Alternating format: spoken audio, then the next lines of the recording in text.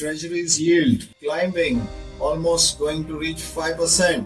Indian G-Sec yields on the other hand, falling, probably going to breach 6% in June.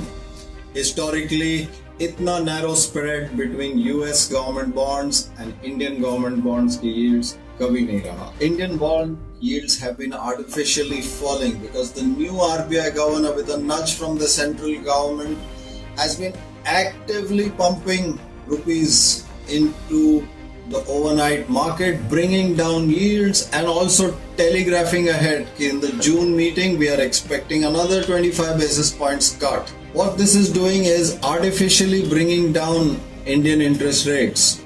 But the moot point is, why is the government so confident कि इतना interest rate गिरेगा, asset prices जरूर बढ़ेंगे? At the same time, why is it confident कि inflation बिल्कुल नहीं fire होगा? Because heart of hearts, the union government knows that demand in India is cooling. The base of pyramid, the poor to middle class demand is cooling.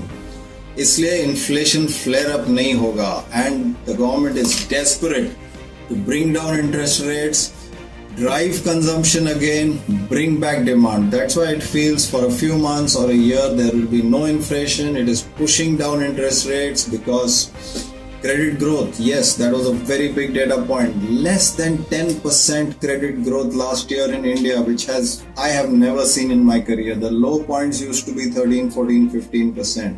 इतना कम borrowing हो रहा है because companies, individuals are not finding it worth to borrow money and spend and invest. Yes, to change this cycle, the governor and the RBI have brought down interest rates. That's why the spread has narrowed. Won't last for very long. While it lasts, while dollar flows come into India, asset prices surely will go up. Nice time to sell your stock holdings.